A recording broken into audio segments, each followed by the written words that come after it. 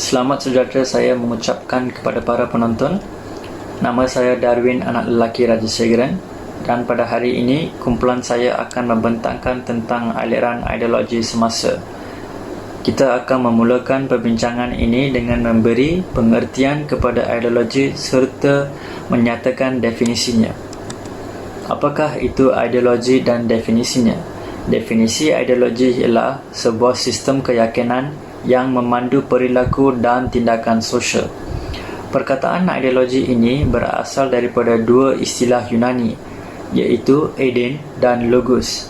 Eden bermaksud melihat atau memandang, manakala Logos bermaksud ilmu.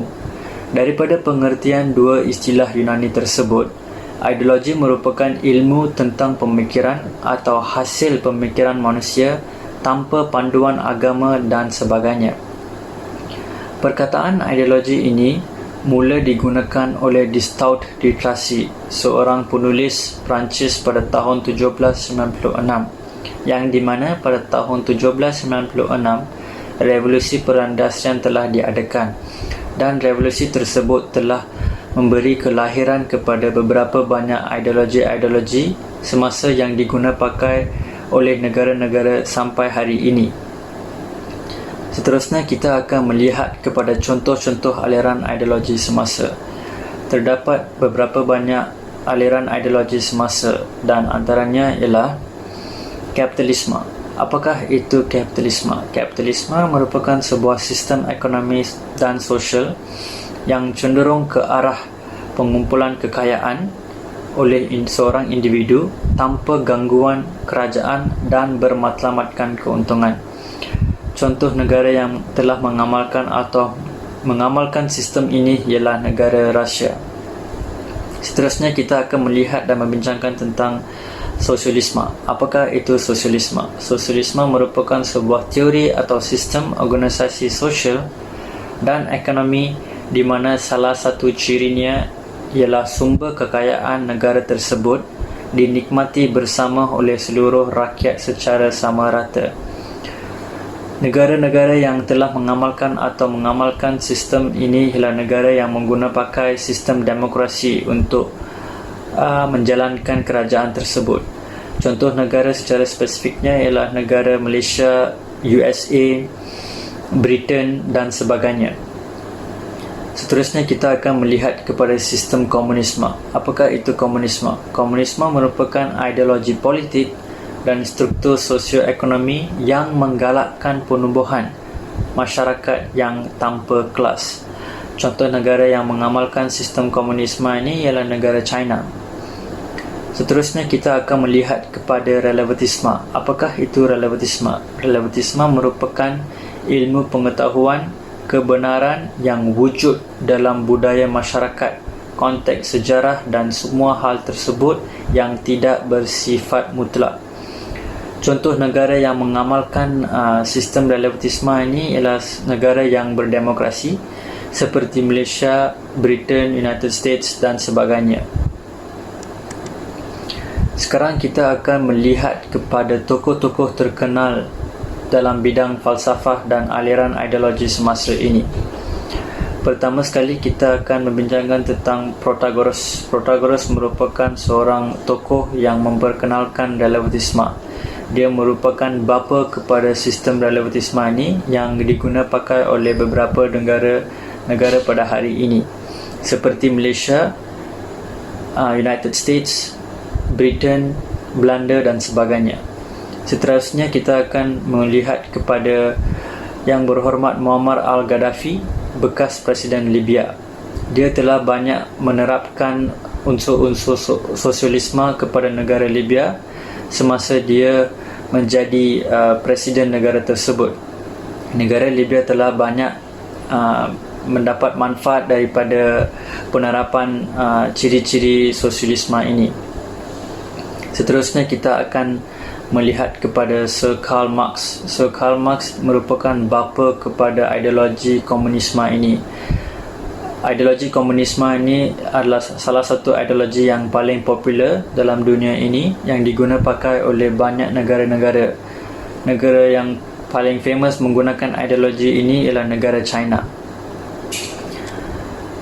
Selain itu, Sir Adam Smith juga merupakan bapa kepada sistem kapitalisme, di mana sistem kapitalisme juga merupakan antara sistem yang paling tua diperkenalkan, dan sistem kapitalisme ini memberi impak yang sangat besar kepada negara pada hari ini.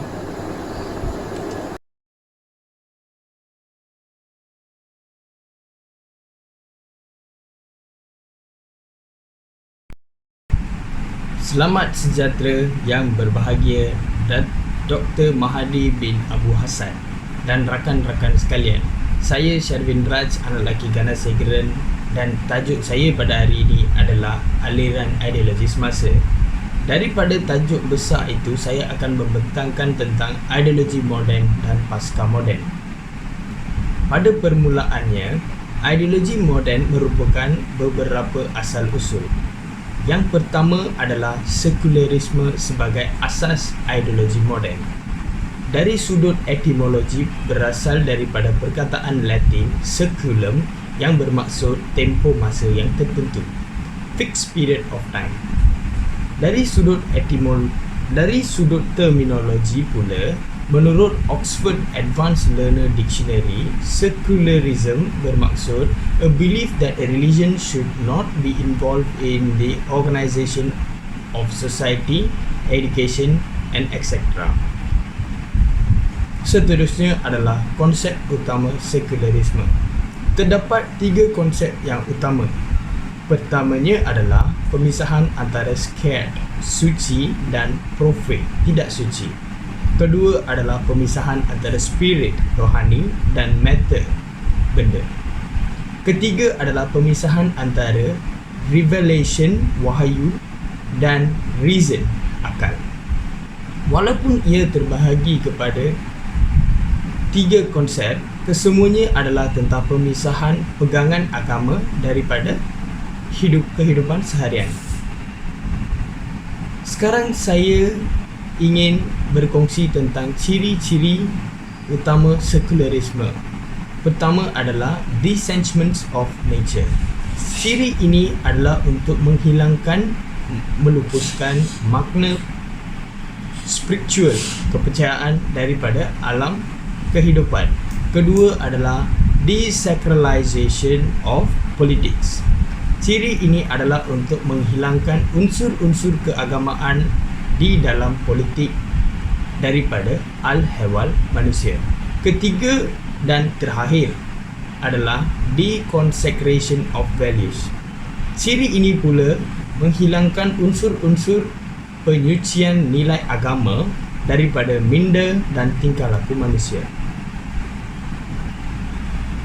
Segmen seterusnya adalah ideologi moden.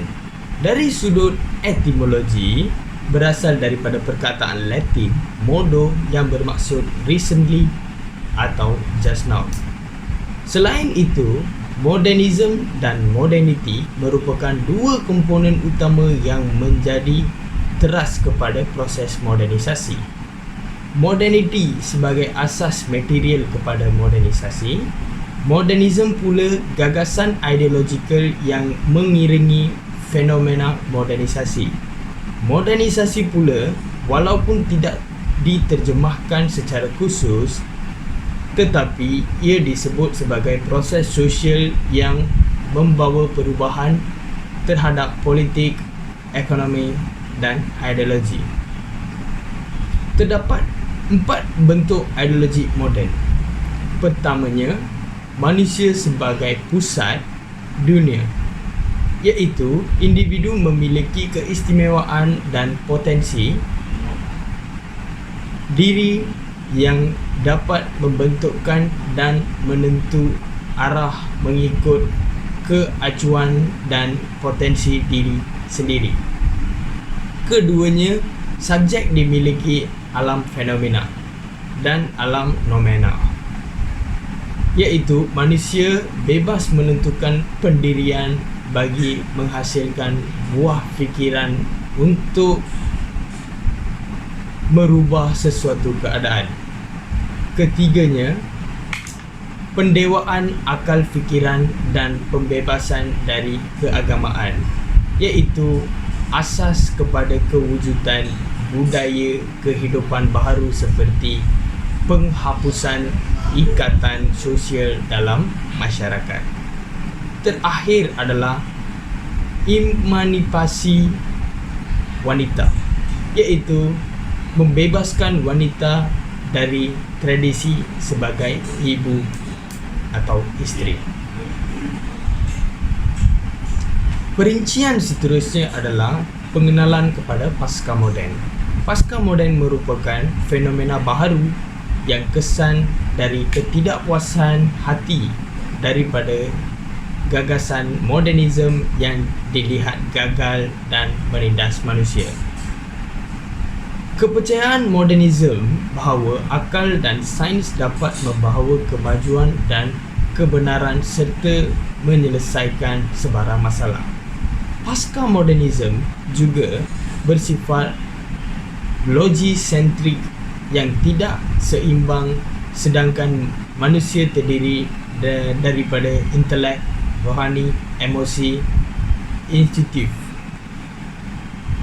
Kegagalan modernisme untuk memberikan suatu pemikiran baharu dan solusi yang pandangannya terhadap ilmu pengetahuan.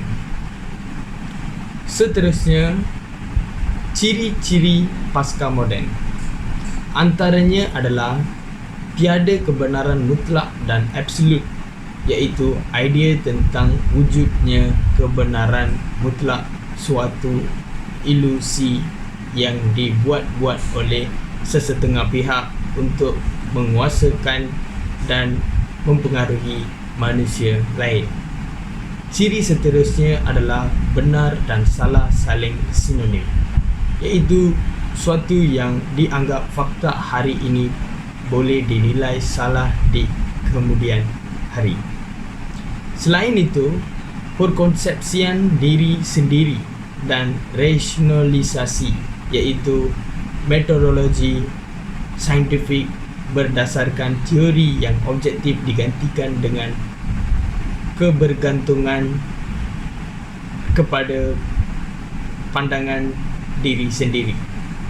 Terakhirnya, prinsip moral bersifat personal atau peribadi, iaitu nilaian moral yang dipandu agama atau institusi sekular disebut suatu kekangan, manakala kewujudan pihak otoriti agama dipertikaikan.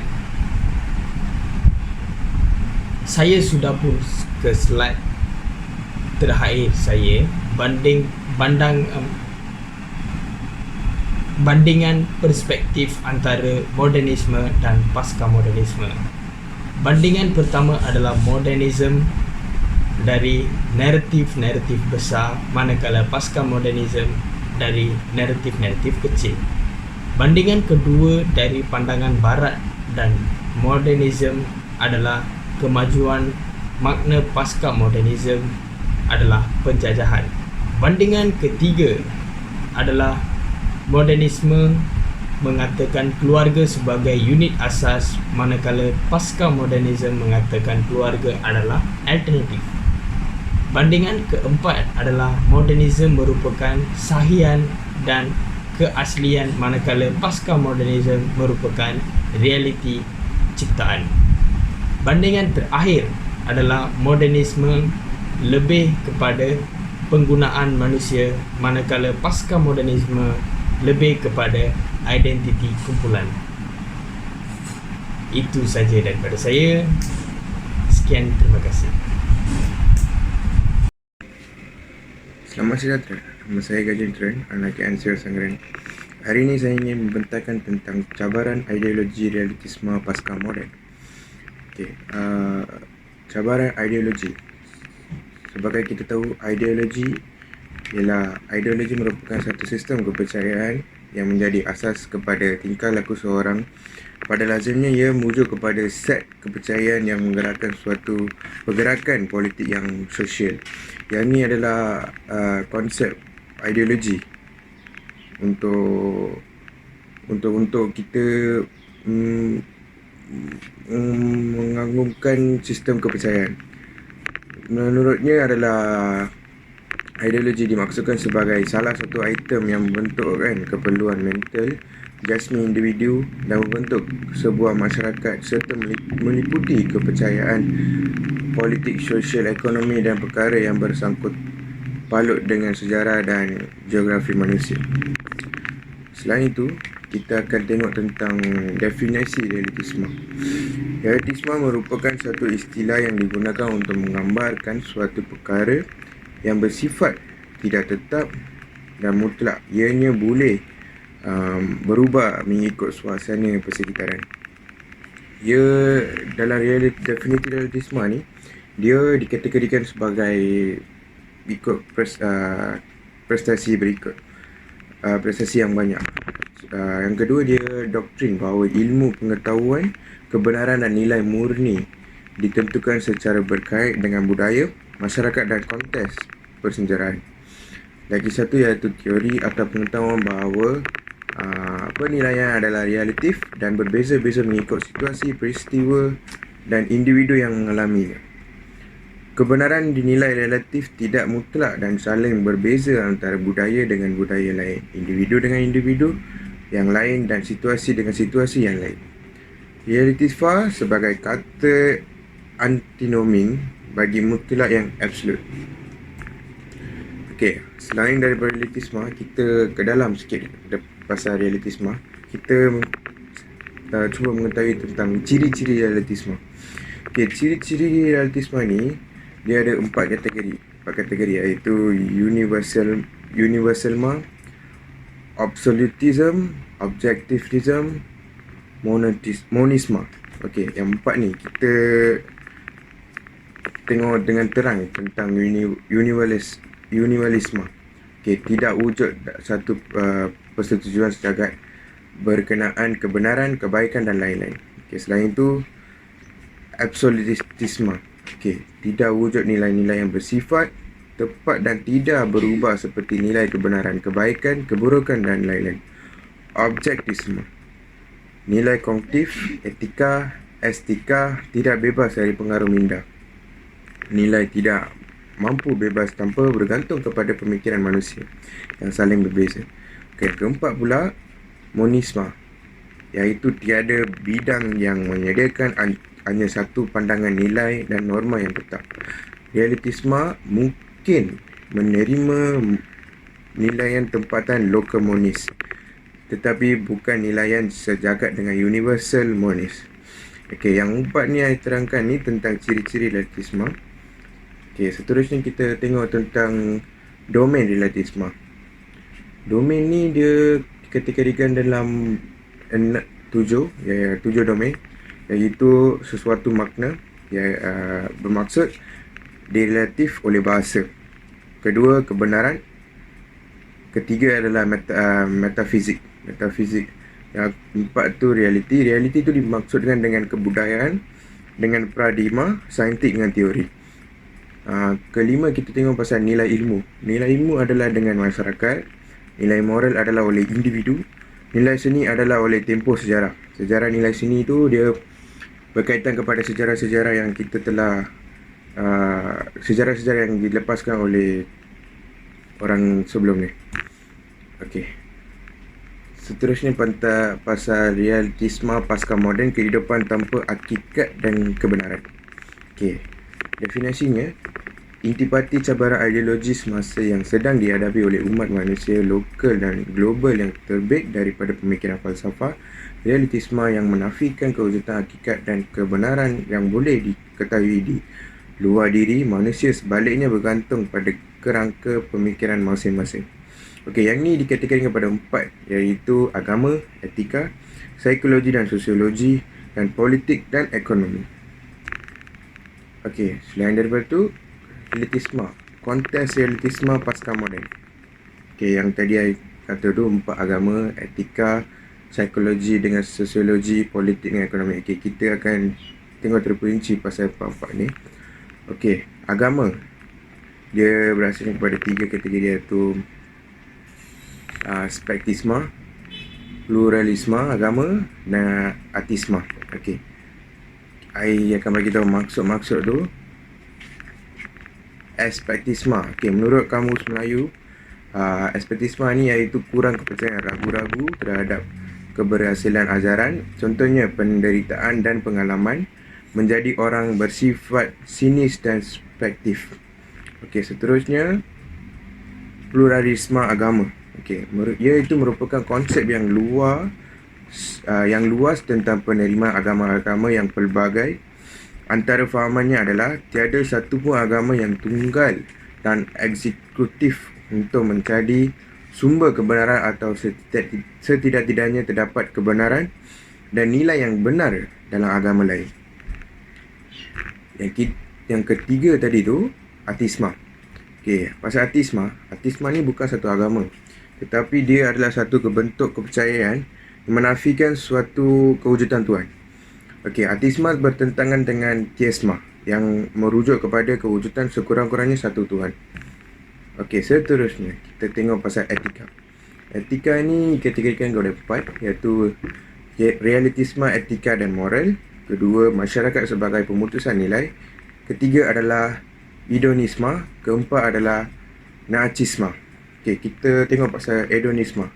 Hedonisme ni dia adalah perkataan bahasa Greek. Okey, fahaman falsafah bahawa keseronokan. Dia bermaksud keseronokan.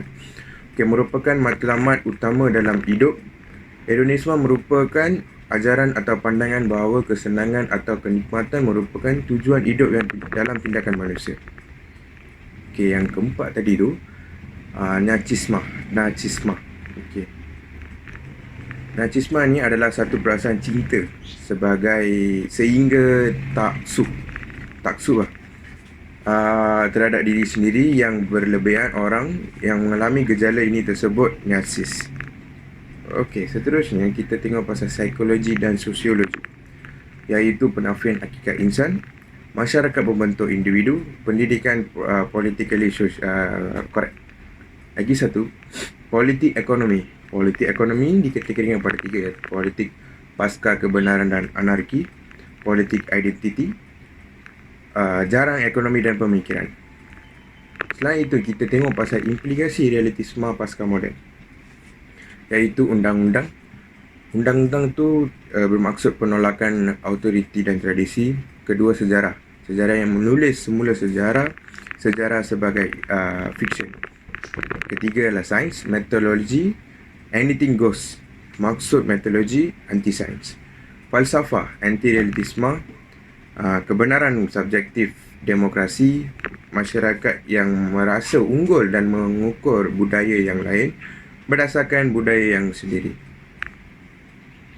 Selain itu, budaya itu bebas memilih mana-mana budaya yang disifat baik dan berkualiti. Seterusnya, bercetus perpecahan kerana relatif tu budaya memandang bahawa tidak ada budaya yang lebih daripada budaya lain. So, kita ada kebebasan untuk memilih kebudayaan kita. Okay, moral. Kemerosotan nilai-nilai moral kerana setiap pandangan tidak ada hak mutlak atas kesalahan. Moral tu tidak ada, penerangan tu, tabiat moral tu kita tidak ada nilai-nilai untuk menangani.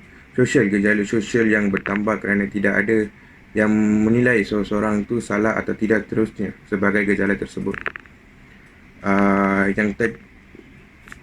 Yang ni saya bentangkan tentang realistisme pasca moden. So, berikut adalah tentang realistisme pasca moden. Sekian, terima kasih.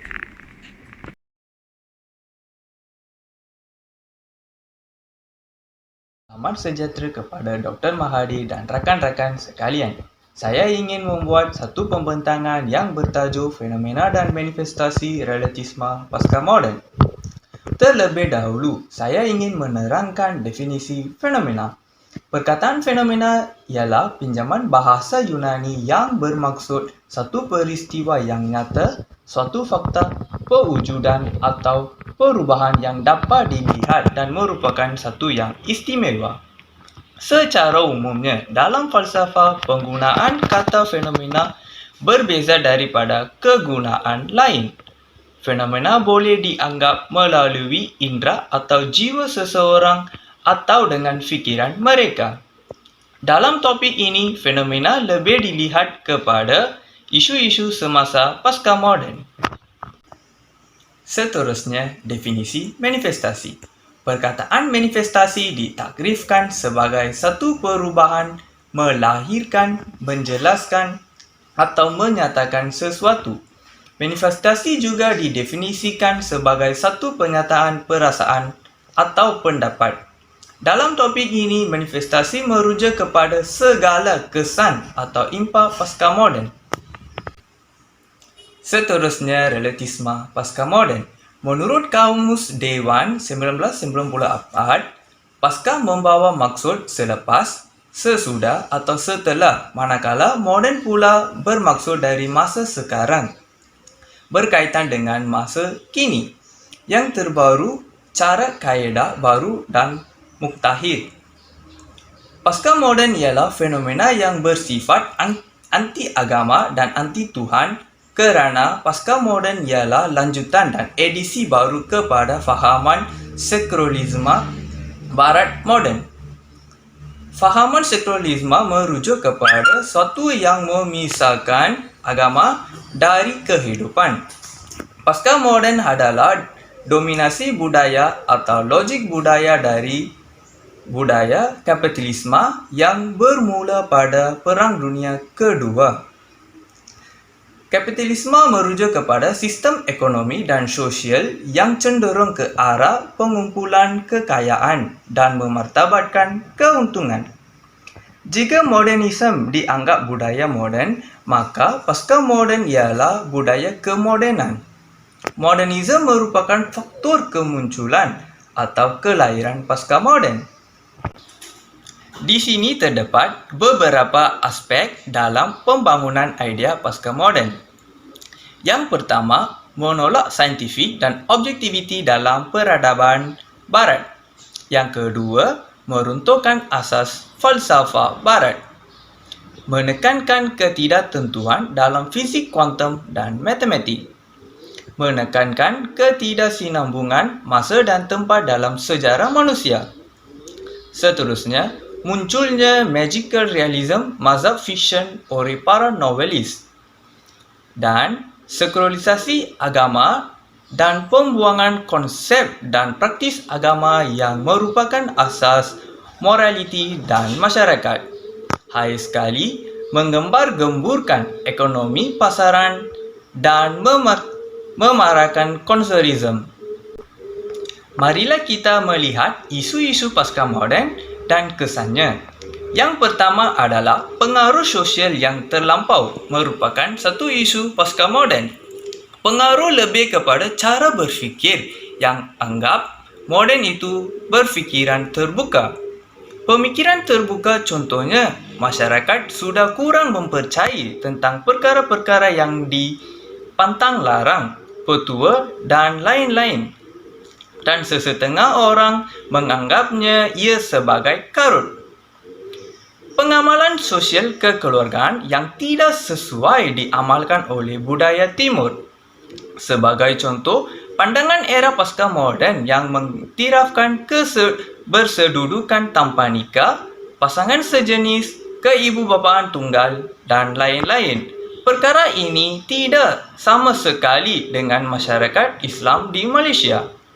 Era pasca moden juga mencari alternatif dan menggantikan institusi kekeluargaan, dan antara alternatif yang dicadangkan ialah berkesedudukan tanpa nikah, pasangan sejenis, keibubapaan tunggal, kehidupan berkelompok dan didikan anak secara profesional.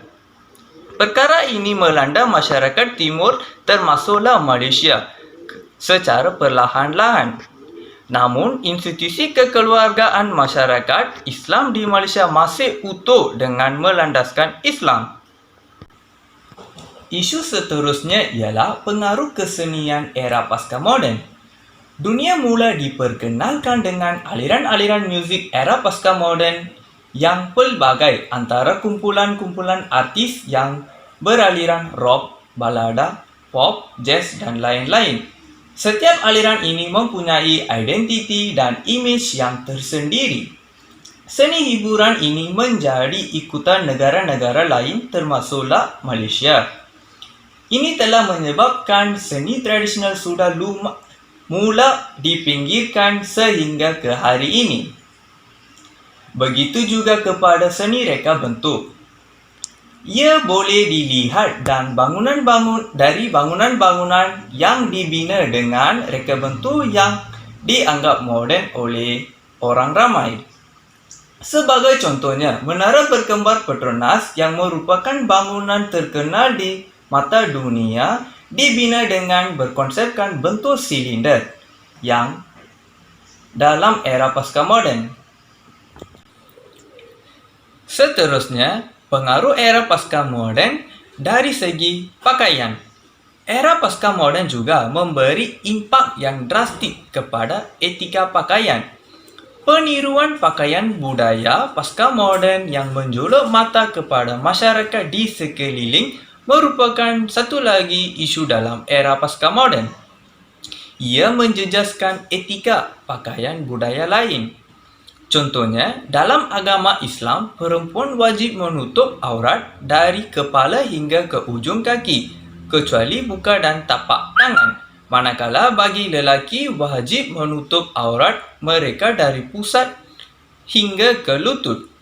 Pakaian budaya pasca moden bukan sahaja menjejaskan etika pakaian sesuatu budaya. Malahan, ia juga meruntuhkan akhlak seseorang individu. Akhir sekali, hiburan melampau dalam era pasca moden. Hiburan yang dimaksudkan adalah clubbing. Aktiviti clubbing atau kelab malam juga merupakan salah satu daripada aktiviti yang dipengaruhi daripada budaya pasca moden. Istilah clubbing diertikan sebagai satu dunia malam yang penuh dengan kebebasan, ekspresif moden, teknologi, konsumeristik, dan metropolis yang menjanjikan segala bentuk kegembiraan. Aktiviti clubbing sinonim dengan muzik, arak, dada, dan sebagainya. Kebiasaannya pemilik clubbing bukan hanya menawarkan hiburan pada muzik sahaja, tetapi menjadi tempat saluran penjualan dada serta menawarkan perkhidmatan seks bagi golongan kelas rendah dan tinggi. Hiburan melampau yang sebegini dalam era pasca moden secara langsungnya menghilangkan nilai moral yang ditegaskan dalam sesuatu agama. Sekian, terima kasih.